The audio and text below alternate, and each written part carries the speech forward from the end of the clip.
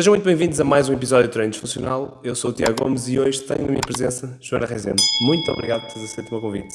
E eu queria falar contigo um bocadinho hoje sobre, não só pela tua vertente do voleibol, tu és atleta do Futebol Clube do Porto, livre do Futebol Clube do Porto, mas também gostava de falar um bocadinho sobre esta conciliação de trabalho, treino, sobre a importância da nutrição também para a tua carreira desportiva e um bocadinho como é que tu vês esta relação entre a tua forma física, a nutrição e acima de tudo com a tua performance, como é que tu alias isto tudo. E portanto, muito obrigado mais uma vez, acho que vai ser uma conversa que vai enriquecer bastante e pronto, vamos a isso. Obrigada, Tiago. É um prazer estar aqui. Tenho a certeza que vai ser super interessante. Olha, esta minha vertente da nutrição apareceu numa fase da minha vida em que eu já era atleta, não é? Porque quando nós vamos para a faculdade já temos os nossos 18 anos, por assim dizer, não é? E eu já jogava voleibol desde os meus 10. A partir do momento que comecei a tirar o curso, também comecei a ficar um bocadinho mais sensibilizada para a importância da alimentação na performance esportiva, e não só na performance esportiva, porque o principal é sempre em termos de saúde. Depois é que vem o resto, depois é que vem a parte da performance. E acho que a própria nutrição em si e a nutrição desportiva tem evoluído de uma forma enorme, não é? Porque se nós puxarmos a fita atrás, há uns anos era praticamente impensável, ou em muitos poucos contextos, ou contextos profissionais de clubes de futebol, de elite, em que se tinha nutricionistas a acompanhar as equipas a tempo inteiro, e agora já há muitos clubes de diversas modalidades que conseguem, de certa forma, proporcionar esse acompanhamento aos atletas. Por isso isto tem sido uma evolução constante, a nutrição em si, nomeadamente a nutrição desportiva. Ao longo da minha carreira também o tem sido assim, não é? A partir do momento que começo a tirar o curso, mas já numa fase posterior, com a própria evolução da nutrição desportiva, é que se começa a falar muito mais das rotinas do atleta, não só dentro do treino, mas também fora do treino, ou seja, ser atleta não é só as horas que se passa, entre aspas, a fazer passes e manchetes dentro do campo, mas muito do trabalho que está por trás e fora disso.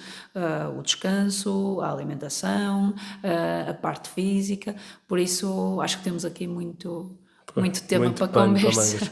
Até porque a nutrição, parece-me a mim, ou parece-me e é verdade, é que o curso de nutrição é relativamente recente em Portugal, não é? Há cerca de quantos anos é que nós estamos cá? Falei sobre isto com uma prima há algum tempo, ele também é nutricionista, e ele disse-me que antigamente era muito enquadrado na medicina e não havia um curso para nutricionistas. Era assim uma coisa um bocadinho diferente do que aquilo que é agora. Agora há nutricionistas aos montes, vamos dizer assim. Existem cada vez mais, muitos ainda não baseados em muita evidência, o que é pena, e acho que cada vez mais o caminho é para aí, é para conseguirmos provar aquilo que nós estamos a dizer, tanto na parte da nutrição como da parte da psicologia, também super importante esta parte de ter a parte científica a fazer um bocadinho o suporte àquilo que nós estamos a dizer, como na parte do treino. E aquilo que eu te queria perguntar, e se calhar para abrir um bocadinho aqui já a conversa, então como é que essa introdução à nutrição foi evoluindo ao longo da tua carreira? Ou seja, no início não tinhas tanto conhecimento, se calhar também fazias um bocadinho mais livremente, e depois como é que tu começaste, ok, vou definir a minha dieta, vou ter que cumprir isto, isto e isto, se também sempre procuraste acompanhamento de outras pessoas, porque a visão de nós para nós próprios muitas vezes é um bocadinho enganadora, como é que isso funcionou no teu caso? Imagina, eu antes de ter entrado no curso, eu própria já tinha ido a uma consulta de nutrição por iniciativa própria. Eu já não te consigo precisar propriamente em que ano foi, mas eu tenho da altura que foi 2009, ou seja, eu tinha os meus 18 anos, que também foi numa perspectiva de eu pensar que podia ser melhor Muito à frente já. neste campo.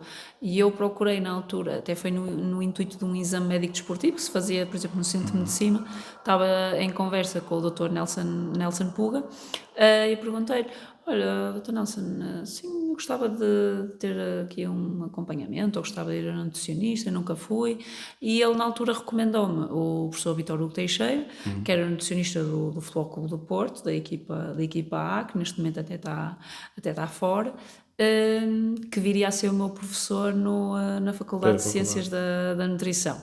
E esse foi assim o meu primeiro contacto com um nutricionista, que me deu na altura algumas indicações e específicas e orientações, tendo em conta aquilo que eram os meus objetivos individuais e aquilo que eu também gostava de comer e fazer na altura, não é?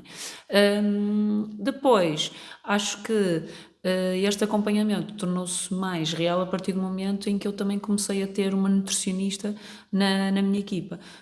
Nas seleções nós começávamos a ter avaliações físicas, não é? Mas depois era algo que acabava por não ter muito seguimento, mas depois no contexto mais profissional, quando eu comecei a ser profissional do voleibol, foi quando comecei a ser acompanhada, eu e as minhas colegas de equipa, por uma nutricionista no âmbito do clube, e aí já com um acompanhamento mais individualizado, com a suplementação que o clube também nos fornecia, ou seja, uma coisinha Muito mais a sério. muito mais a sério, não é? E com objetivos individuais, não é? Para cada atleta. Ok, e agora vou-te pedir para puxares um bocadinho dos teus galardões, para começarmos também a falar, para dar um contexto, se calhar as pessoas que ainda não te conhecem, que vão ouvir esta conversa, o público que ouve isto é um bocadinho variado e, portanto, pode ainda não te conhecer, mas tu já começaste a jogar em equipas séniores, porque aos 16 anos, por aí, ou foi assim muito cedo? Como é que isso começou e como é que foi profissionalizando, ou quando é que começaste a ver isto como uma alternativa de carreira viável, que, sendo feminino, sendo voleibol, parecia que há uns anos não era possível viver-se do voleibol. A partir de quando é que tu percebeste, ok, se calhar vai dar para viver disto? Imagina, o voleibol também já teve avanços e retrocessos, não é? Porque há uns anos atrás, quando eu era muito, muito miúda, por assim dizer, equipas como o Trofa, o Ribeirense, na altura, o Sports Madeira, que eram profissionais e na altura os valores que se praticavam eram valores altos, pelo menos daquilo que eu tinha conhecimento.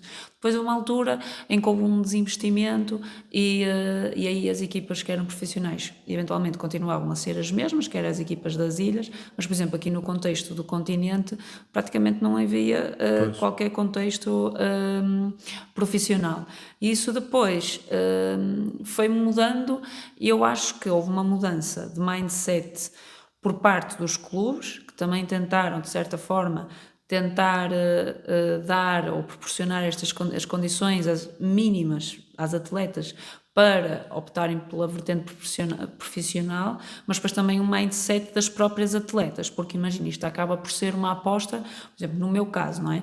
Eu fiz a minha licenciatura, eu nunca descurei dos meus estudos, mas eu sempre estive muito ligada ao voleibol, o voleibol sempre foi o centro da minha vida. Certo. E a minha prioridade, embora eu não tivesse descurado e tenha acabado o meu curso com todo o mérito e distinção, mas sempre foi aquela paixão, a coisa que eu mais gostava de fazer.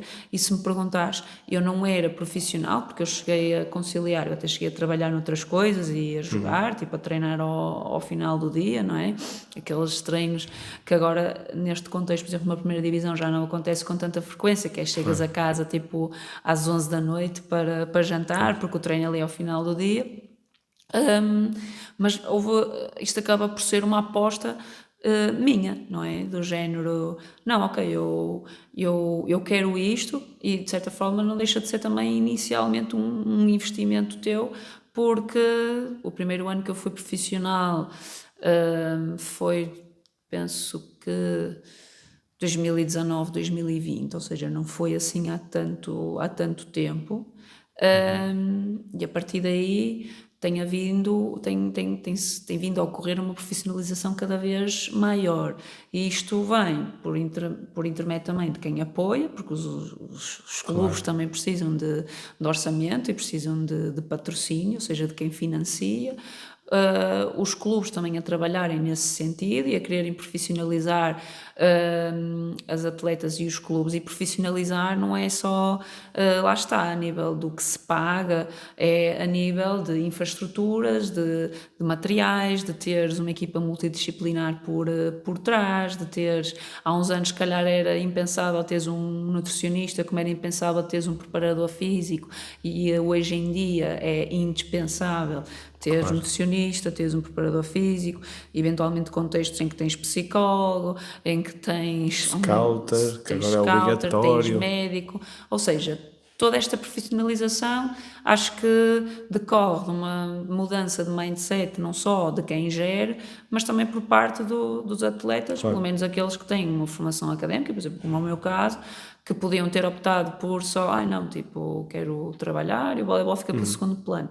Só que ali a minha prioridade sempre foi Pois. o voleibol, mesmo que eu não fosse profissional em termos de horas ou de vencimento, por assim dizer, em mindset eu já me sentia, porque a dedicação que eu tinha, nem que fosse a treinar aquelas horas ao final do dia, já era muito grande.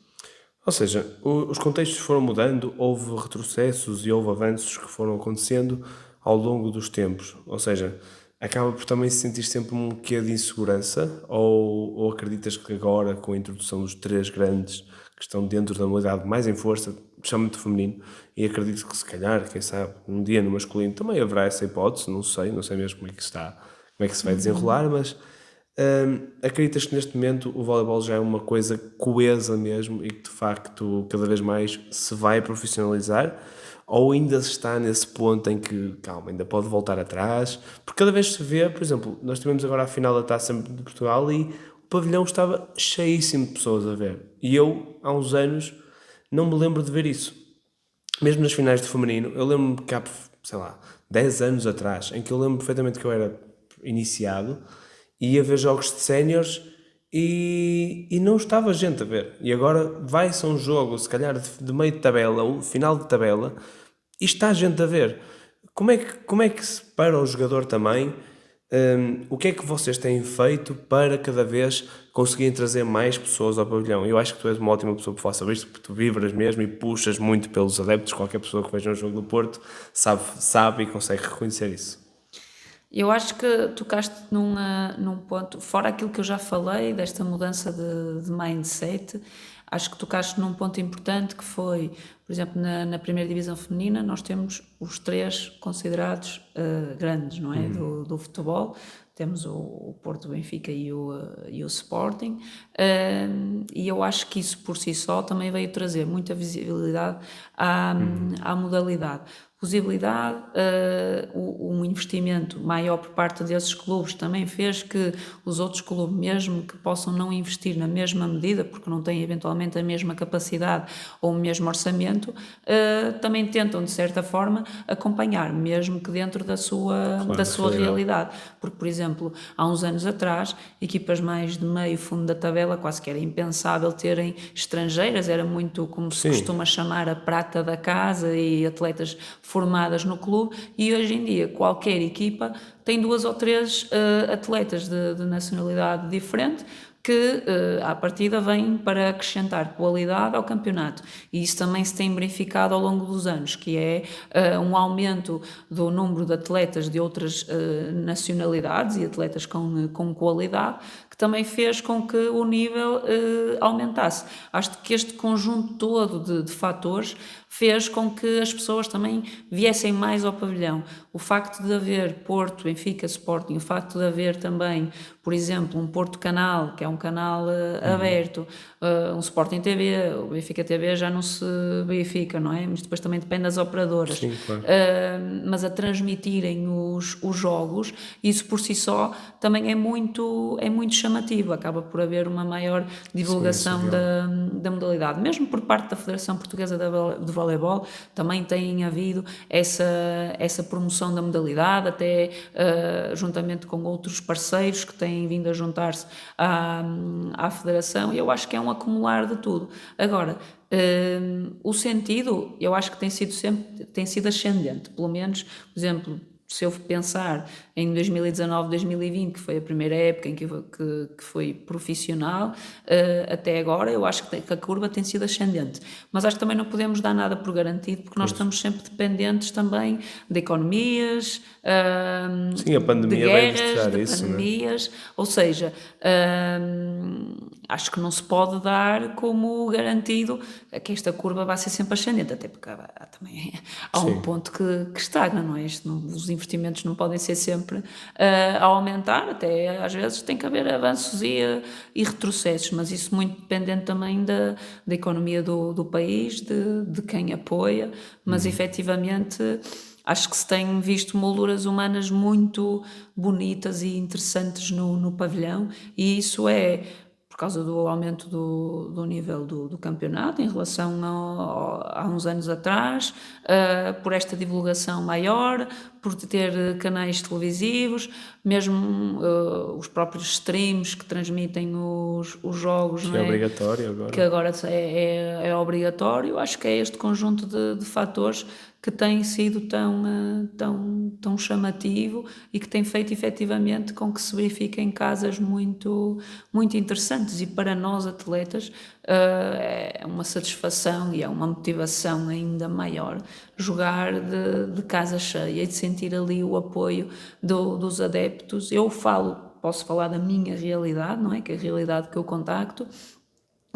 Para mim e para a minha equipa é super importante que os adeptos se desloquem ao pavilhão, e não nos podemos queixar, porque às vezes vamos jogar fora e é quase como se Jogar em jogássemos em casa. casa, porque tem mesmo uma adesão muito grande, e para nós atletas é excelente sentir esse apoio e esse carinho. Sim, isso é um ponto muito a favor e forte dos três grandes, neste caso em Portugal, que é, tem casas, o Benfica tem casa do Benfica daqui, casa do Benfica dali, ou seja, eles juntam-se de uma maneira, eles estiveram agora, lá está, na mesma final, nós tínhamos muita gente, mas eles também tinham, então, a 300 km do pavilhão deles.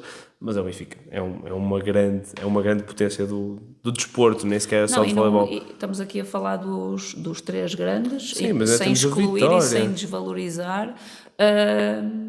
Acho que no geral todas as equipas têm feito esforços para ter Sim, um sim, sim, investimento sim, maior e melhorar as claro, qualidades. Estamos aqui a falar dos três grandes, sim. atenção, sem desvalorizar Sim, não, nenhuma não, das não se das desvaloriza, outras pelo equipas, contrário, até se valoriza mais por conseguirem estar a acompanhar a e tentar porque, acompanhar mais uma exatamente. vez, há uns anos o primeiro contra o último era quase de capacete, agora já não é assim tão. Já se vê Sem surpresas, dúvida. já não se encara os jogos, especialmente no feminino. É impossível encarar um jogo como vai ser fácil. Eu rezo até ao último ponto, e seja independentemente do contexto, cada vez mais o primeiro até ao último está a Sem bater dúvida. de E tem-se perto. visto, até tanto no masculino como feminino, até vários resultados que à partida Sim, podiam não ser assim tão expectáveis, e tem acontecido. Eu falo por experiência própria, para mim é impensável ir para qualquer jogo, independentemente do adversário, a pensar que vai ser fácil, muito pelo contrário.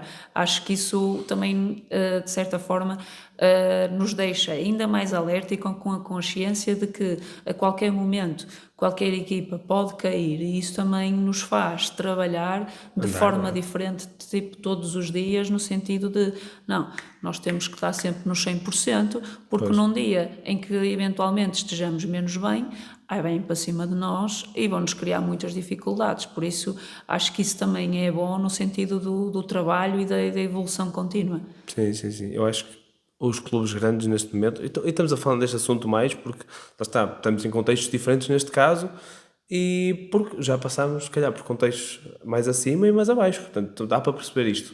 E daquilo que me parece a mim é que os clubes abaixo, muitas vezes não é só pela diferença de orçamento, é mesmo pela diferença de gestão também, que infelizmente ainda não se conseguiram todos profissionalizar nisso, do ponto de vista que muitas vezes até se tem as atletas, mas depois falta ali as outras partes, às vezes só o simples facto de não darem tão boas condições para o atleta descansar, tão boas condições para o atleta ir almoçar a um sítio com qualidade. Coisas assim que se vão somando, que neste nível cada vez está mais próximo, se nota muita diferença. E nota-se isso também claramente das partes de baixo para as partes de cima nos campeonatos. Pelo menos é aquilo que me tem parecido também. E tendo em conta que já tens uma carreira que já tem vários anos, não é? Não te querendo chamar velha, mas já não és das mais novas numa gestão, de certeza. Como é que tu tens sentido que a evolução da preparação física? Eu vou falar do contexto onde nós já trabalhámos juntos. Foi, lá está, exatamente, em 19, 20, 20, 21 também, estive lá Foi. ainda a ajudar.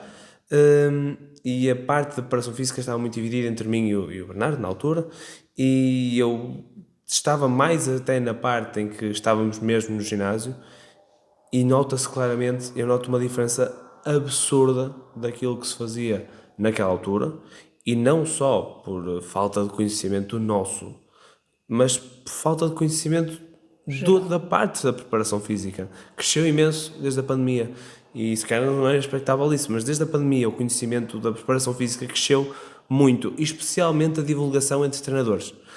No voleibol. No futebol, por exemplo, ainda é muito mais fechado do que isso, mas no voleibol cresceu imenso. Como é que tu sentes que a preparação física foi evoluindo numa fase bem anterior a essa, em que provavelmente não havia preparação física, até aos dias de hoje, em que estás com um excelente profissional e muito meu amigo, o João, que também faz um excelente trabalho? Eu acho que é uma diferença enorme. Se eu puxar, se eu andar aqui uns aninhos para trás, por exemplo, a primeira vez que eu fui campeã nacional da primeira divisão, foi no Rosário Vôlei. Nós estamos a falar, né, que isto foi a época 2014, 2015, por exemplo. Isto foi a primeira vez que eu fui profissional, que eu fui campeã. E, por exemplo, nós falarmos a nível do trabalho físico que se fazia na altura, não tem nada a ver com o trabalho físico que se faz agora. Por exemplo, eu depois, em anos anteriores, eu também já tinha sido acompanhada pelo professor António Guerra no Guifães, por exemplo, que ele sempre foi alguém que se dedicou muito tipo, a esta parte física, mas lá está, são contextos de trabalho muito diferentes. Isto é como tudo, a ciência vai evoluindo e o que se fazia há uns anos atrás, se calhar não é tanto, ou não é de certeza o que se faz agora, mas porque estamos em constante evolução, e daí a atualização constante dos profissionais, seja do exercício, seja de qualquer área, ser fundamental, que é para também acompanhar, lá está, com base na evidência científica, aquilo que se vai mostrando ser o mais rentável ou que potencia rendimento, etc. Mas acho que nos últimos anos tem havido efetivamente um boom enorme. Era aquilo que eu estava a dizer. Eu cheguei a estar com o professor Guerra, isso foi antes dessa época, por exemplo, e nessa altura lembro que nós trabalhávamos até bastante a parte física, por exemplo, depois aqueles aninhos ali do Rosário de Portugal já era um trabalho mais diferente, por exemplo, se calhar não tanto de força, mais com recurso a peso do corpo, etc, daquilo que eu me lembro na altura, não é?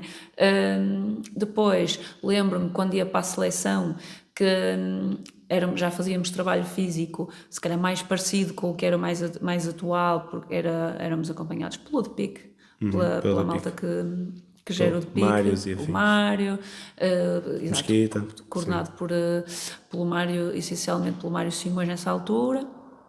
Pronto, e depois quando vou para o mesmo contexto que tu também estavas, não é? Que sabemos que era a JM Futebol Clube do Porto, acompanhada por ti pelo Bernardo, e já num contexto mais profissional, se calhar é quando eu lido a 100% com a realidade de profissionalismo, não é? De ser profissional, e com esta parte de uma vertente completamente diferente a nível do trabalho físico e da musculação.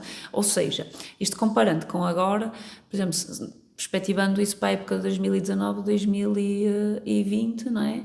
Eu já tinha uma idade relativamente avançada, enquanto que hoje em dia, por exemplo, os escalões de formação já começam a ter uma base a nível do trabalho físico, nem que seja começar a executar movimentos, fazer um agachamento, fazer um deadlift, ou seja, que são aqueles movimentos mais usuais ou base, não é? Mas que eu comecei a fazê-los aos 20 e muitos, e tu vês agora que estas gerações, e ainda bem, começam a fazê-los em idades muito mais precoces, que eventualmente quando são, sei lá, 15 a 6 anos ou abaixo, não é?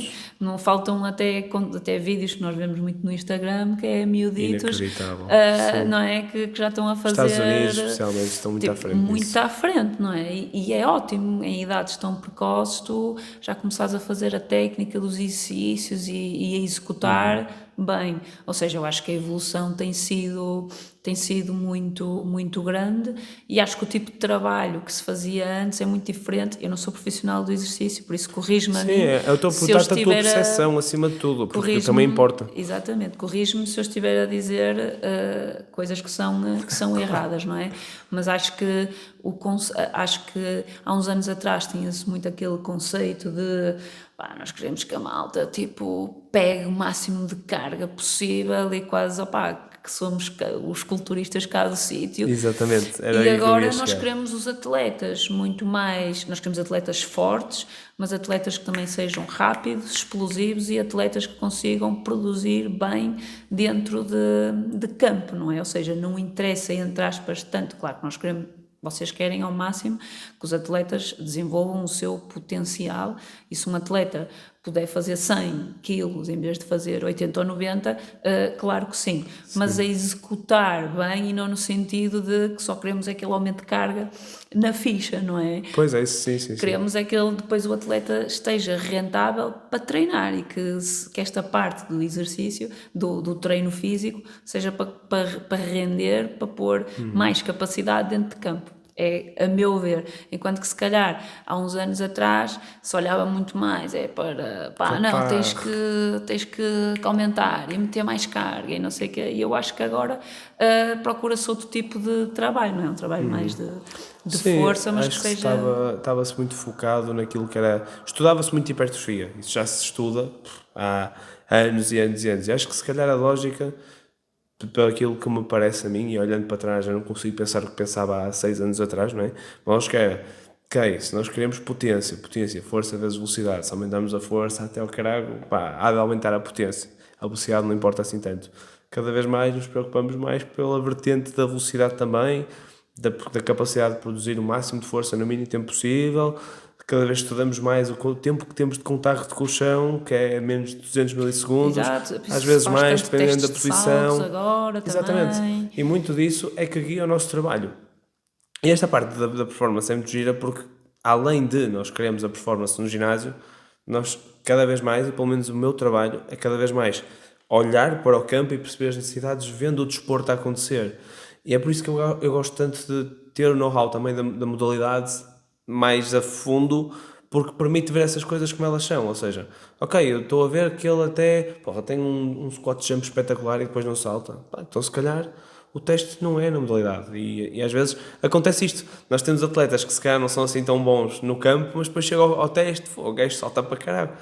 Ou seja, o nosso trabalho é muito por aí, de adaptar cada vez mais àquilo que é a modalidade, e muitas vezes até nós queremos que eles tenham tendões fortes, nós queremos que eles não se magoem também. E a prevenção de lesões, exatamente, isso é essencial.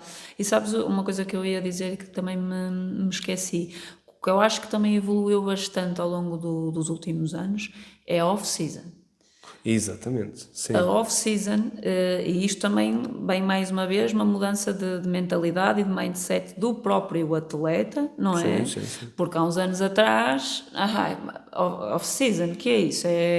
Malta não se tratava, não se cuidava, não é? Ronaldinho Gaúcho, por exemplo, olhar para essa geração. Depois, imagina, é o chegar ao início da época menos preparado, mais pesado, e a off-season é um período super importante, porque o atleta, à partida, principalmente quando não está no contexto de seleção, se estiver no contexto de seleção, também tem vertente competitiva associada, e aqui a off-season já não é off-season, não é? Mas, por exemplo, há muitos atletas que eventualmente até nem têm assim um calendário competitivo de seleção, ou até falarmos de outras modalidades, que não têm um calendário competitivo de seleção muito pesado, ou não têm nesta fase, por exemplo, entre o término de uma época e o início da outra, e a off-season é super importante, fundamental, para desenvolver ali, eventualmente, alguma capacidade que tu não consegues durante a época, porque estás muito mais centrado no rendimento dentro de campo. E eu acho que aí o trabalho na off-season também foi assim um diferencial enorme a nível A pré-época já não é a mesma coisa. do trabalho Já físico. não é aquela coisa de chegar lá e os primeiros 2 ou 3 dias. É do Claro que género. está A estourado e malta tal, está de mas, rastos, não é? mas Tipo, isto não já é não se nota de... assim. Pois, não é isso. Ok, o voleibol é particular. Também há muita gente que joga praia e, portanto, hoje estamos aqui na companhia do vento. Pá, paciência, é Isto o que é. impossível. Ou seja, o voleibol de praia acabou por fugir um bocadinho a isto porque não permite os atletas terem um off-season, aqueles que jogam, não é? Portanto, eles têm que estar sempre ligados nisso também. Mas, sim, o off-season cada vez mais é uma janela de oportunidade que nós temos e eu vou ser sincero, para mim como treinador é muito mais fácil trabalhar no off-season, as pessoas estão mais bem dispostas, porque não se está a pensar no quadro competitivo. É A isso. malta vai com outros espíritos, não temos, os E do tendões género. estão mais, já regeneraram, porque não estamos sempre a saltar e a Não, e do saltar e a saltar. género ficar mais ou menos cansado, Não é? tipo, acaba por não Pois, ser tão importante, não é? Porque exatamente. depois, eventualmente, não tens que render dentro do campo, ou mostrar Sim, performance, ou mostrar resultados. Então, do género, acho que a off-season é mesmo importante para desenvolver potencial. Eu exatamente. mesmo no meu contexto, por exemplo, de consulta de nutrição, pronto, vou acompanhando alguns atletas, até muitas miúdas mais novas que me vão chegando, e isso também é ótimo, que é a capacidade dos pais reconhecerem a importância da alimentação na saúde e na performance e terem capacidade para proporcionar este extra, não é? Que Sim, acaba por ser um extra e pode não estar ao alcance de todos. Mas quando falo com eles e quando até estamos a projetar como vão ser dali para a frente, eu digo sempre, off-season super importante para vocês desenvolverem o vosso potencial, para vocês serem melhores atletas dentro, fora de campo, e que depois isso também pode ser o diferencial, mesmo quando se começa uma época, de às vezes chegar até um bocadinho melhor ou mais à frente que os outros, não é? Porque depois isto não deixa de ser super, uma claro. competição, não é? Depois o que toda a gente quer é jogar, não é? E também vou falando muito disso. Queria essa parte da off-season, acho que foi super importante também. Lá está, os atletas, não só os atletas, também mudarem um bocadinho o mindset de quererem fazer e quererem ser melhores. Sim, cada vez mais também. A parte de preparação física foi evoluindo imenso. Mas houve coisas também, lá está. Como há coisas a evoluir, também há coisas que não melhoraram assim tanto. Por exemplo, cada vez mais se está preocupado com, sei lá, drillzinhas, ou seja, coisas assim pequeninas que às vezes não importam assim tanto e que às vezes nos tiram tempo. Por exemplo, muitas vezes para um atleta meu perguntar-me se calhar fazer mais um bocadinho de trabalho de mobilidade ou de poder descansar mais 20 minutos entre o treino da manhã e da tarde, pá, vai descansar. E acho que ainda não se tem muito esta visão em muitos contextos. E acho que muitas coisas dessas vêm também por tudo aquilo que se vê no Instagram, porque também, o Instagram também molda muito a ação de muitos preparadores físicos, mim inclusive, atenção, acho que muitas vezes é uma boa maneira de conhecermos temas que nem sequer nunca tínhamos pensado sobre eles. Acima de tudo, eu utilizo o Instagram para eu estudar, não eu estudo, mas para às vezes abrir a temas que eu não conhecia ou que nunca tinha pensado sobre eles. E isso é a parte que eu gosto das redes sociais. Mas tem outra, que é, no desporto cada vez mais se procurou, e acho que o João não é assim, aliás, acho não, digo com certeza que o João não é assim, de cada vez mais se procurou ir ao encontro daquilo que se faz no campo.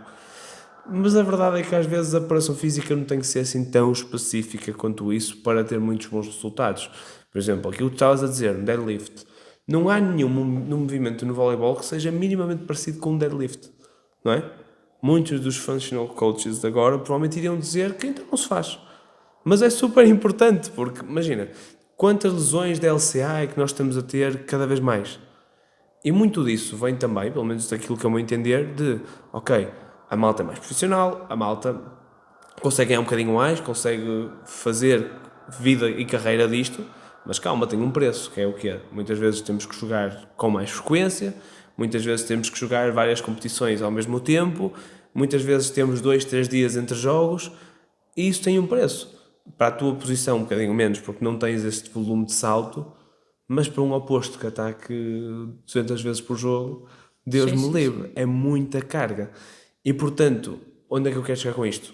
A parte da preparação física cada vez mais é uma muleta para a preparação física e a nutrição também, e mesmo a parte do psicólogo. Esta tríade, e até se quisermos meter aqui o médico, é muito uma muleta para que o atleta consiga cada vez jogar mais vezes à performance que tem que estar sempre. Porque há uns anos, se calhar, não víamos tantas lesões do LCA, como temos vindo. Eu acho que desde a pandemia aumentaram ainda mais, também por causa daquele período de fragilidade que a malta teve, mas porque o quadro competitivo, como tu disseste, não há jogos fáceis. Antigamente estava para gerir equipas, dava para jogar com os suplentes e pronto, a malta ganha na mesma. Não há pausas competitivas, não há. Nós agora, por exemplo, vamos jogar agora com o Castelo da Maia este fim de semana. Se nós perdemos com eles, vamos ter que jogar já na quarta-feira outra vez. E nós estamos a queixar de barriga cheia, porque vocês fazem isso a época quase toda com as competições europeias. Não, isso, os calendários, e isso tem sido um tema que tem sido debatido, não só no voleibol, mas, por exemplo, acho que No futebol também. no futebol, e há dias, tipo, não sei se foi que é o Ancelotti, não sei se foi o Ancelotti que disse qualquer coisa do género, se eu não tiver 72 horas de intervalo entre jogos, tipo, não jogo, não sei, foi assim qualquer coisa que se está-se tudo, entre aspas, a queixar um bocadinho do mesmo, que os calendários competitivos estão muito pesados. Por exemplo, se eu falar do meu contexto desta época, não é? A minha época começou em agosto, mas a jogar uma taça ibérica, uma supertaça de Portugal, um campeonato nacional, uma taça de Portugal, uma Liga dos Campeões, depois a outra competição europeia, ou seja, Pois, é tem muita sido coisa.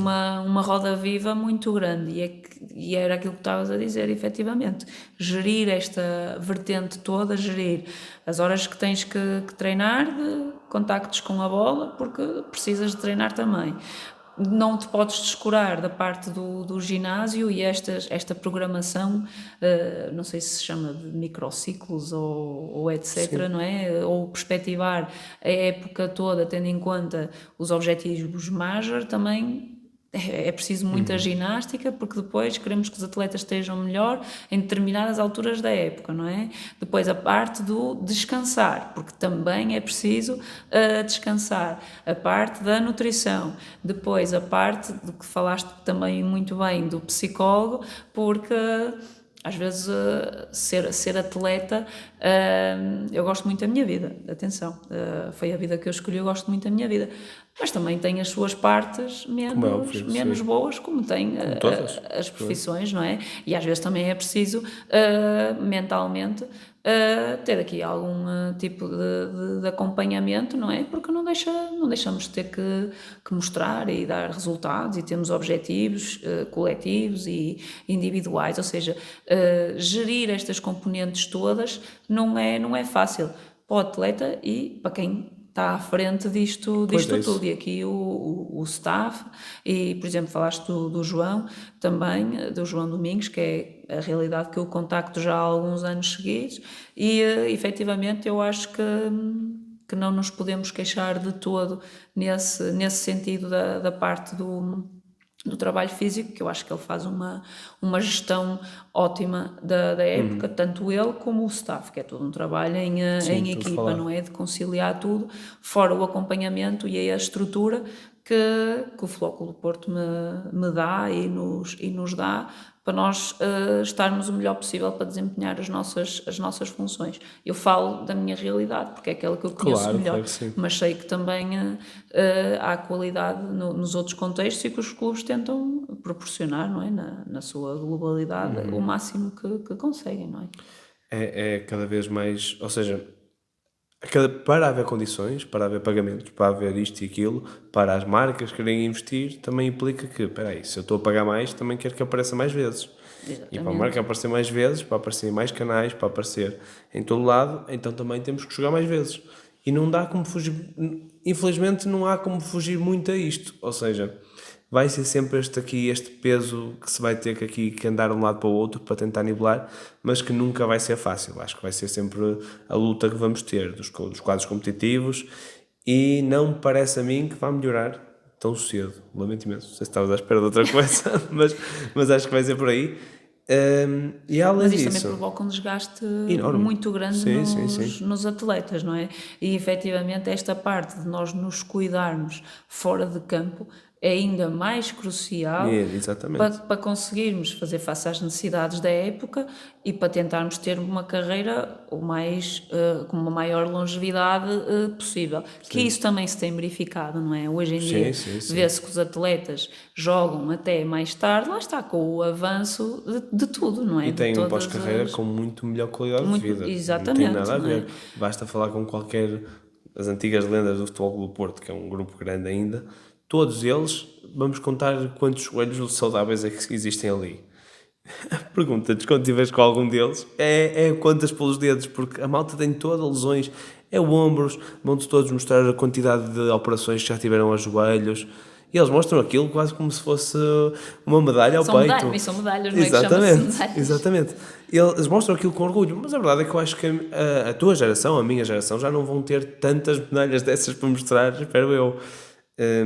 E uma coisa que tu falaste também aí, que era a nossa gestão de quando é que nós queremos estar no pico, quando é que podemos estar em baixo, com esta proximidade de tudo, e tanto no feminino como no masculino, estou nos dois contextos, portanto consigo fazer aqui este paralelismo. Quando é que nós conseguimos não estar no máximo neste momento? Porque temos mesmo de estar sempre. Ou seja, tivemos que ir para aí uma paragem de um fim de semana desde que começou a época. Ou seja, nunca deu para carregar assim tanto de sentir, de podemos dizer assim, olha, se calhar lá em baixo vamos sentir mais, lá em baixo, porque o ginásio lá em cima é que é abaixo é o campo. Se calhar aqui vão sentir um bocadinho a moto mais pesada, pá, mas faz parte, se calhar vamos ter que... Ainda não tivemos um contexto desse, ou seja, é sempre na headline. Sempre. E é uma adaptação que nós também estamos a ter que fazer. É por isso também cada vez se inclui mais os questionários do wellness, os RPs, todas essas coisas que nós estamos a querer incluir, que são muito básicas, são completamente simples e básicas. Eu sei que agora o João também está a conseguir colocar o GPS e tal, mas isso abriria aqui outra grande discussão, que é, ok, nós temos os dados todos, e como é que os conseguimos analisar? Eu sei que o Porto tem um departamento de análise de dados, isso é incrível, isso é mesmo daquelas coisas que, parabéns ao Futebol Clube do Porto, que isso é muito à frente, quem me dera a mim ter esse trabalho e esse apoio. Não é puxar a brasa à minha Podes, sardinha, à vontade. mas efetivamente eu acho que a nível de estrutura nós estamos no topo. Porque, claro. por exemplo, falaste agora aqui de um departamento que também é novo no clube, começou esta época, mas efetivamente é o clube a querer estudar mais, perceber melhor os atletas, potenciar rendimentos, andar mesmo no topo porque, ok, é uma equipa portuguesa, mas já fomos jogar Champions, a malta vem cá, tivemos a vir aqui o Bakif Bank, o Vero Volley, que estás a falar de equipas que são potências mundiais, estás a falar de equipas que têm campeãs olímpicas, gajas desculpem o termo, mas que jogam Jogos Olímpicos, Campeonatos do Mundo, não é? Ou seja, e ganham-nos, e nós tivemos, eu sei, porque por acaso eu tentei perceber isso, a virem ao nosso pavilhão, a virem ao Dragão Arena, contactarem com a nossa realidade e com as nossas condições e a ficarem, tipo, surpreendidos Claro, logicamente. muito pela positiva. E eu, da minha experiência, também fui às realidades deles, estive lá nos pavilhões e penso, nós não, em termos de condições, não ficamos nada atrás. Sim. Sei que posso estar a ser um bocadinho tendenciosa, mas efetivamente as minhas condições de trabalho, as condições de trabalho da minha equipa, eu tenho a certeza que são das melhores que há, em termos de tudo, de estrutura, de acompanhamento, de condições de trabalho, destas todas que estamos aqui a falar, que no final das contas fazem toda a diferença para potenciar ao máximo o rendimento do atleta. Mas em relação àquilo que estás a dizer, efetivamente, acho que antes era muito mais fácil, do género, tinhas, esta semana ou estas semanas este jogo tipo, é muito acessível, não sei o quê, ou seja, vamos carregar aqui mais um bocado. Parecia que o próprio quadro competitivo, e não sei se calhar contextos privilegiados em que eu estive, mas parecia-me que o quadro competitivo permitia ter mais deslizes, ou seja, se eu estou um bocadinho abaixo, paciência. Parecia que o que acontecia no início da época não contava tanto para o final da época. Mas acho que é uma percepção de contexto em que eu estive também, porque para estar nos 8 primeiros sempre foi preciso estar nesse contexto. Mas houve mudanças nos quadros também, felizmente, acho que as coisas também ficam mais interessantes sendo assim, não é? E eu acho que as equipas técnicas, e não desmerecendo os atletas, muito longe disso, mas na parte técnica e de conhecimento, as equipas técnicas portuguesas estão cada vez melhores e os outros que estão lá fora muitas vezes ganham, apesar das condições que têm, do que por causa das condições que têm. E por isso que quando nós vamos lá fora, nós batemos de frente nessas questões lá está, daquilo que estavas a dizer, das condições do pavilhão. Eu tenho a certeza que o Dragão Arena tem muito melhores condições do que a maioria dos clubes no Brasil, por exemplo, ou noutros países que têm bons campeonatos, mesmo aqui na Europa. Sim, E portanto, aliás, conforme tu dizes que dizias e que é verdade que muitos atletas estrangeiros vêm para cá, eles chegam cá e um dos nossos papéis é perguntar como é que era lá. Nós temos que saber. Coisas tipo, como é que era a vossa preparação física e não sei o quê. Eles começam a contar e eu às vezes eu penso assim, eu espero bem que ela é que não me esteja a saber transmitir bem aquilo que me está a contar. Porque aquilo que me está a dizer é muito triste. Ou seja, eles estão muito a trazer muita coisa, mas a verdade é que nós viemos importá-las porque vêm acrescentar. Ou seja, apesar daquilo que estavam a fazer lá, valem a pena. E não por causa daquilo que estavam a fazer lá. É o que dá. É o problema de nós termos um país com 10 milhões de pessoas, não é? E uma pessoa aqui para conseguir uma atleta com 1,90 m e que saiba e que não tropece nos pés, é uma dificuldade quando comparado a um país tipo o Brasil, que são 200 milhões de pessoas. Sim, pois é as próprias características dos indivíduos, não é? Sim. A morfologia e etc. Mas é um bocado por aí. Por exemplo, tens os Estados Unidos, tens no Brasil, que imagina, tem matéria-prima e as atletas, tipo, é quase género, fazes assim e aparecem-te uma série de atletas com um potencial gigante. E se calhar depois há outros países em que não há tanta diversidade, entre aspas, não é? Mas eu acho que lá está. Da mesma forma que acho que os nossos profissionais de cá, tipo os treinadores, o staff, os preparadores físicos, devem ter uma mente muito aberta e tentar perceber o que se faz nos melhores contextos do mundo. Eu também sinto que, lá está, o que diferencia também os melhores do mundo é que quando eles contactam connosco, eles também tentam perceber a nossa realidade.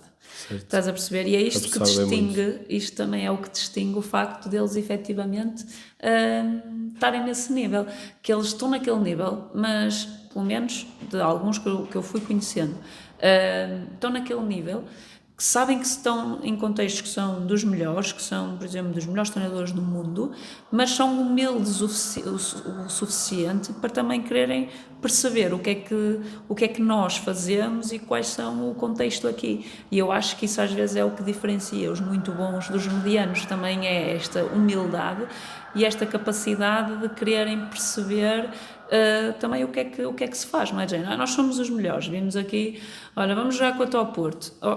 Nem quero saber o que é que eles fazem. Pois. Não, há esta troca e acho que esta também humildade, da mesma forma que eles são humildes porque sabem que são muito bons e querem perceber o que é que nós fazemos, nós também temos que ser humildes o suficientes para perceber que há sempre alguma coisa para ser melhor e também tentar perceber o que é que se faz naqueles contextos, que às vezes até podem chegar à conclusão que nem é nada de especial.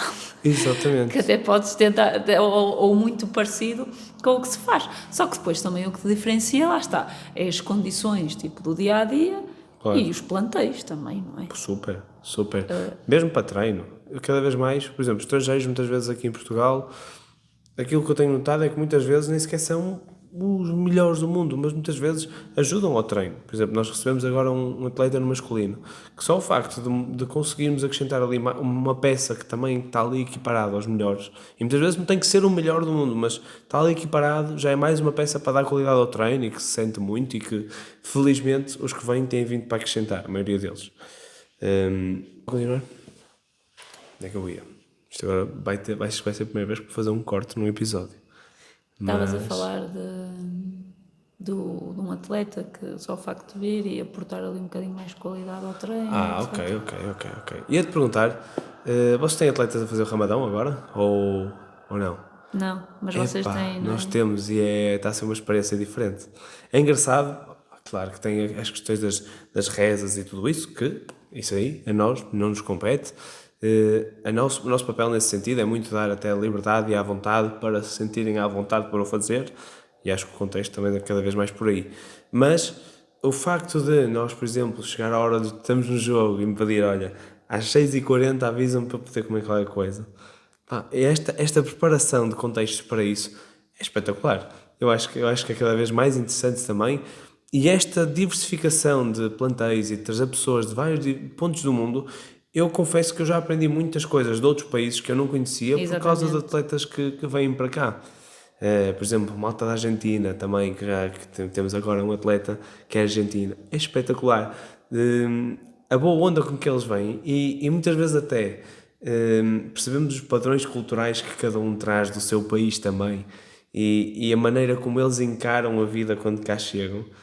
É daquelas coisas que, para nós portugueses, que gostamos de bem receber, não é? A primeira pergunta que eu faço é: olha, e onde é que tu já foste almoçar? Vou dizer aqui uns sítios para tu ires almoçar, para tu Falamos conheceres muito sobre a isso. nossa gastronomia portuguesa, que é do melhor. No outro dia ele veio, o nosso argentino, a comer, e eu assim, olha, foi na final da taça até, e eu assim, olha, onde é que tu já foste almoçar? Que francinhas é que tu já comeste? E ele disse, então vou-te levar uma diferente. E fomos jantar, só para lhe mostrar assim pontos do Porto e não sei o que mais. Eu acho isso espetacular.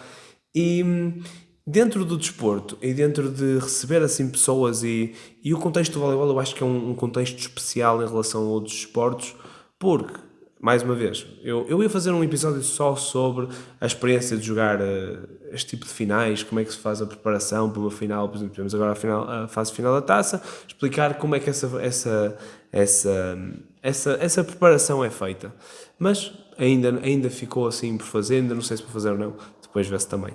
Mas uma coisa que eu acho que as pessoas, para elas é esquisito, especialmente para a malta que vem do futebol e que não está tão habituada a estes contextos como nós estamos, é que nós fomos para o hotel na sexta começa a jogar o feminino, sexta e sábado, nós, sexta-feira e sábado, tivemos as equipas quase todas no lobby do hotel a ver os jogos do feminino numa televisão. E se eu disser a alguém que tinha uma final no sábado, no domingo com o Benfica, e no sábado tivemos a nossa equipa e o Benfica a ver em conjunto um jogo, a comentar o jogo, para alguém que vem do futebol, acha que isto é completamente impensável. Haver esta ligação entre pessoas de clubes diferentes. Tipo, olha, imagina o cenário de meter a equipa de futebol do Porto e a equipa de futebol do Benfica a almoçar no mesmo hotel e a dormir no mesmo hotel no futebol. Isto não Não é acontece. Isto impensável. nunca na vida acontece. Mas eu acho que nós é que estamos bem, não é? Tipo, nós estávamos, a nossa equipa técnica e a equipa técnica do Benfica a conversar e a ver o jogo do feminino. Até acho que. Mas era atletas e staff ou era só a equipa Atletas e técnica? staff. Sim, tudo tranquilo. Acho mesmo que é especial. Não sei se é só do desporto, mas acho que não há estes maneirismos e tiques do futebol que felizmente ainda não existem cá. Espero que se mantenha assim durante muito tempo, que acho que tem coisas mesmo especiais o voleibol nesse sentido e as modalidades mais pequeninas. Mas vocês como atletas também sentem isto? Sentem que, pá, fora do pavilhão é uma coisa, dentro do pavilhão é outra. Como é que um atleta se prepara mentalmente para isto? Porque nós temos amigos nos clubes todos. A verdade é esta, não é? O contexto é tão pequenino que a possibilidade de já ter jogado com uma atleta de cada clube é enorme, Sem dúvida, sem não dúvida. é? Como é que um atleta se prepara para conseguir distanciar as duas coisas? Ou seja, em campo sou uma coisa, fora sou outra. Olha, sinceramente, imagina, acho que no meu caso, eu já estou tão habituada, eu tenho amigas noutras equipas e até tenho amigas muito, muito próximas, Claro. algumas que considero das minhas pessoas, não é? Das minhas melhores amigas, mas sinceramente eu não penso em que tenho que me preparar para ir jogar contra elas, estás a perceber? Do género, pá, são minhas amigas, mas também imagina. tem que haver aqui um distanciamento, porque uma equipa é uma coisa fechada, não é? Ou seja, as coisas da equipa têm que permanecer da equipa. Por muita amizade que eu tenha, tipo, por exemplo, Sim, com um claro, elemento de uma equipa adversária, eu não vou comentar coisas relacionadas com a claro. minha equipa com essa minha amiga, não é? Como é óbvio.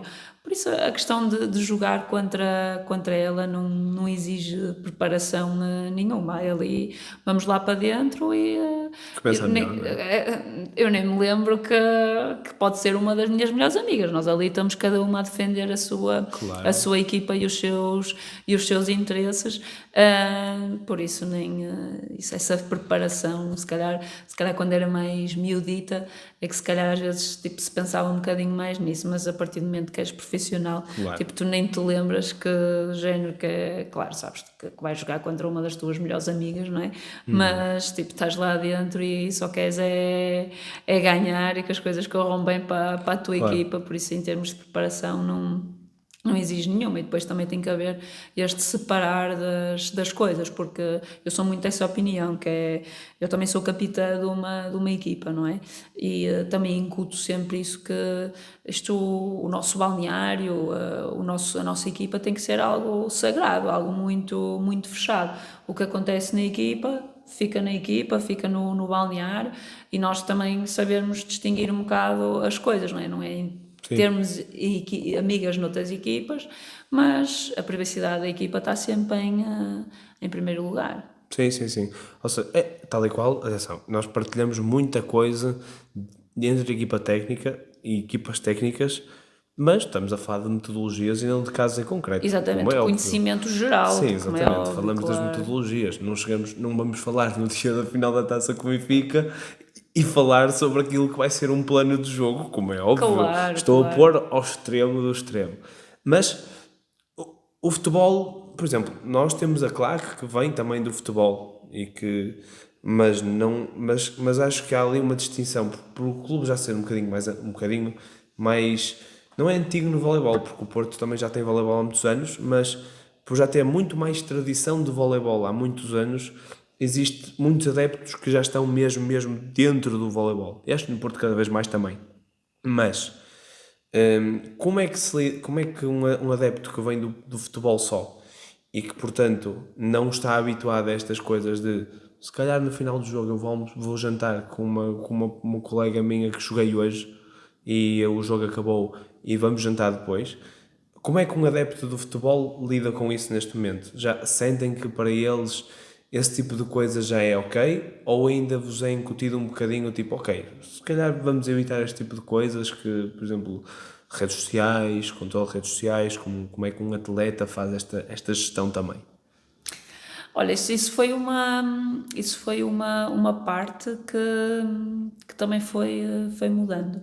Por exemplo, eu falo do meu caso em particular.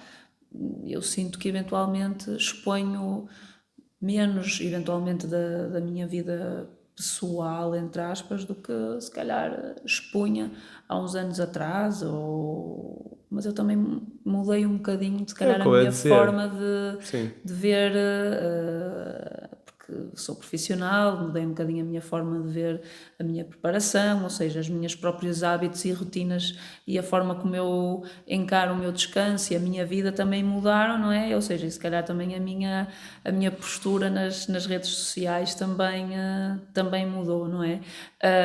Mas, por exemplo, os nossos adeptos, nação azul e branca, é muito exigente, não é? Sim. E se me perguntares, olha, por exemplo, perdes um jogo, vais jantar fora como se nada fosse? Não, não vou. Não vou. Primeiro, mas isso também é uma coisa minha, não é? Porque estou tão Sim, sim, sim. chateada e aborrecida que não é de todo algo que eu queira fazer, não é?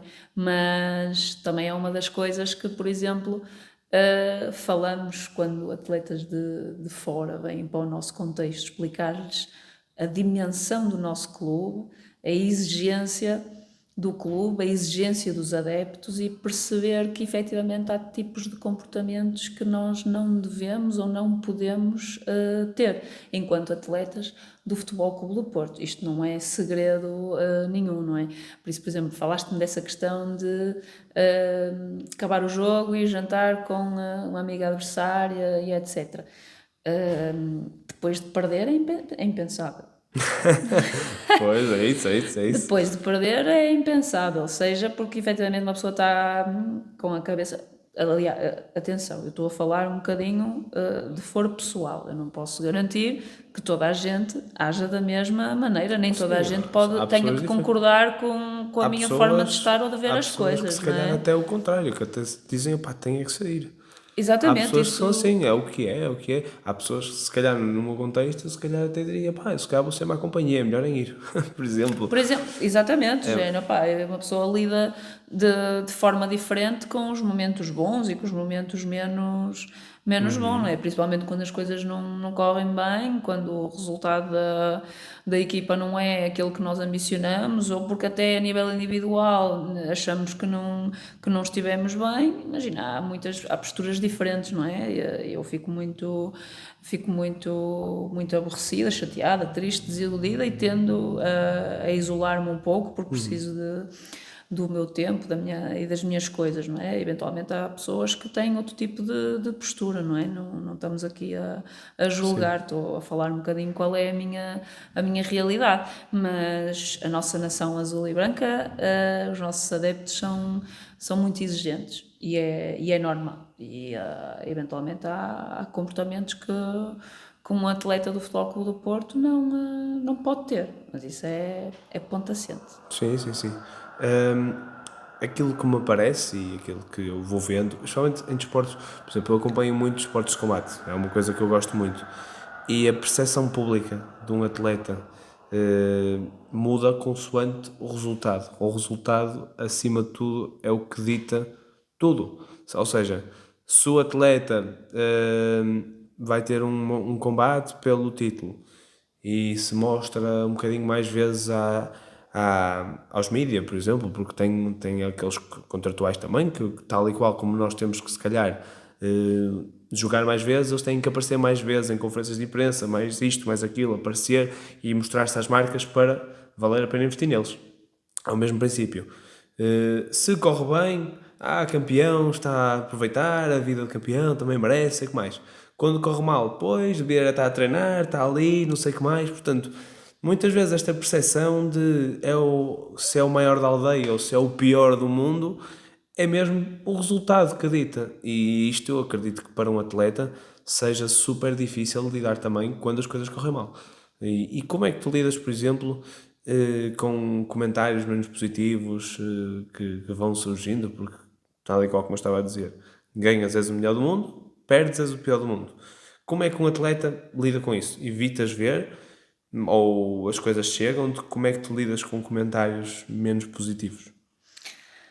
Essa, se calhar, é uma das partes mais difíceis, entre aspas, de ser atleta, porque a nossa profissão está muito suscetível ao julgamento, não é? Ou à avaliação, seja por parte de quem te contrata, seja por parte do staff, seja por parte de colegas, seja a tua própria, que às vezes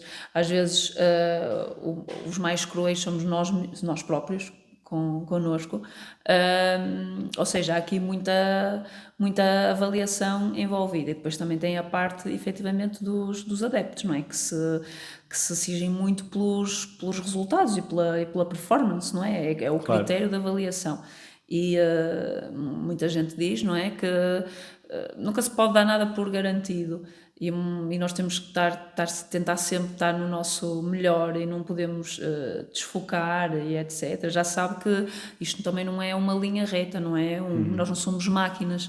Eventualmente há momentos em que estamos melhores e outros menos bem, mas acho que a consistência ou ser consistente é a chave para o sucesso, não é? Tentar pelo menos não sair ali daquela linha orientadora.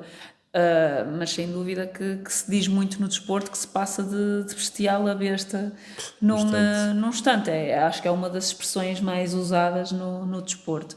E esta parte de lidar com a crítica e com os comentários menos positivos que possam fazer em relação à equipa ou a nós próprios, não é fácil.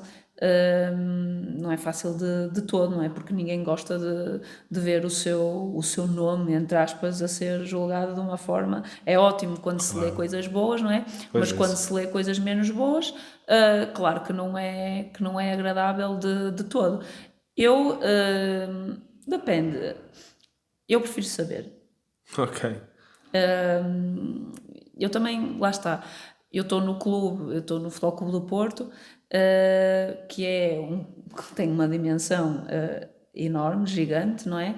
Mas para além de ser o Futebol Clube do Porto, é o meu clube, não é? Não é segredo nenhum que eu sou portista. Portanto, eu estou dentro da atualidade do meu clube a 100%, não é? Todas as modalidades, para além do futebol, ou seja, eu praticamente sei tudo e gosto de saber tudo acerca do meu clube. Claro que também sei o que se diz em relação à minha equipa ou a mim em específico, e claro que lidar com comentários menos bons ou críticas, claro que não é fácil e ninguém gosta. E eu prefiro de saber. Mas tento que isso não me afete, não é? Que por outro lado, até me motive para fazer diferente e para ser melhor, porque o que está sempre no meu mindset é tentar ser melhor todos os dias. Mas agora, claro que se alguém disser que é indiferente, acho que não está a ser completamente sincero. Pelo menos para mim não é indiferente. E se calhar agora numa perspectiva de futuro e de carreira, hum, o voleibol não é para sempre. E tu disseste que o voleibol sempre foi a coisa em que tu dispensaste mais tempo da tua mente, se calhar. Aquilo que ocupava mais espaço na tua cabeça, se calhar, era o voleibol. Mas acredito que a nutrição para ti continua a ser uma coisa que vá também fazer parte da tua carreira durante muito mais tempo. Tu veste um dia numa posição de treinadora também, ou é uma coisa que diz assim, não é para mim, eu gosto da parte do voleibol como atleta, ou tens alguma perspectiva de final de carreira, depois, manter-te ligado de alguma forma ao voleibol? Imagina, eu estou no voleibol desde os meus 9 10 anos de idade. E eu conto sempre esta história porque eu comecei um bocado contrariada, não é? Eu basicamente foi por influência da minha mãe, que tinha jogado também voleibol no Leixões. E aí estávamos a fazer um desporto e tal, e eu adorava e adoro futebol, não é? E eu Eu queria era o lembro-me das futebol. futeboladas. E eu adorava futebol, mas pronto, na altura a minha mãe não achou que fosse mais indicado, vamos experimentar o voleibol. Então pronto, eu fui ao voleibol, mas depois rapidamente, porque eu sou muito competitiva. Eu gosto imenso de desporto, sou muito competitiva e depois apaixonei-me pelo voleibol. Se me perguntares se eu já penso no meu pós-carreira, eu espero ainda conseguir jogar e jogar a um bom nível mais uns anos, porque efetivamente é aquilo que eu mais gosto de fazer, mas também acaba por ser inevitável pensar que Pois é isso. um dia vai acabar. Eu não excluo opções nenhumas, não excluo e é fácil de explicar que eu sou profissional do voleibol e num contexto bastante exigente, mas eu continuo a ter atividade laboral, ainda que seja com uma carga horária pequena, na área da nutrição, não é? Ou seja, eu dou consultas, colaboro com entidades e nunca quis parar completamente de exercer, porque isso também implicaria, de certa forma, eu deixar de contactar com a realidade de consulta, com a realidade Certo. de nutrição, deixar de me atualizar, e isso faria com que eu também parasse um bocadinho no tempo e um dia que eventualmente quisesse voltar a exercer, ia estar um bocadinho estagnada, não é? Ia ser Certo. muito mais difícil. Por isso, eu exerço nutrição, ainda que com uma carga horária reduzida. Depois, falaste-me da questão de ser treinadora. Eu tenho o curso de treinador nível 1. Tirei-o no ano da A pandemia, pandemia. exatamente. Se me perguntares, tencionas eventualmente ir a nível 2, também já equacionei. Às vezes prende-se um bocadinho, é com calendários, com Pois é. disponibilidades e etc. Por isso, eu não excluo, de certa forma, futuro nenhum. Ficar ligada ao voleibol era algo que eu gostava. Agora, em que vertente, Pois é isso. eu também não te sei explicar. Se é como treinadora, se é como nutricionista, se é com outro tipo de cargo num clube, isso não te sei dizer, mas efetivamente gostava Sim, de ficar ligada e é algo que eventualmente passa pelos planos. Só que o sim. futuro é tão incerto, não é? Que nós não Certo, claro, podemos claro. delinear como é que vai ser, mas sim, sem dúvida, eu gosto muito do. Eu adoro Sim. voleibol, gosto de desporto e perspectivo um futuro eventualmente ligado ao desporto. Mas a vida dá tantas voltas que uma pessoa não pode dar nada por garantido nem como certo. Claro, eu pergunto isto e não é por achar que tu estás perto do final da tua carreira, de longe, até porque se tivesses 15 anos eu iria-te fazer esta pergunta na Da mesma, mesma até forma, porque eu gosto de exatamente. pensar sempre as coisas pelo fim para perceber onde é que eu quero chegar, ou seja, hum, dentro da tua carreira é um bocadinho mais difícil fazer isso, mas na minha, como Não, treinador, como sim. parador físico, como qualquer coisa, eu não tenho esta limitação, ou pelo menos tão próxima de enquanto eu me sentir bem fisicamente, o declínio do treinador pode acontecer um bocadinho, que desde que aqui dentro esteja tudo bem, à partida, Sim, sim, sim, sim, sim, sim. está tudo bem para continuar. E por isso é que eu te fazia essa pergunta, claramente. Muito obrigado por esta conversa, acho que foi uma excelente conversa. E estamos aqui às 10h35 da noite, É verdade, depois de de um um dia longo longo dia de de trabalho. trabalho. E portanto, muito obrigado mais uma vez e espero que tenham gostado e até uma próxima. Obrigado, eu, Tiago, foi excelente e gostei muito de falar sobre temas que fazem parte do meu dia a dia e que eu adoro. E parabéns pela iniciativa. Obrigado mais uma vez. Tchau, tchau. Tchau, Obrigado. tchau.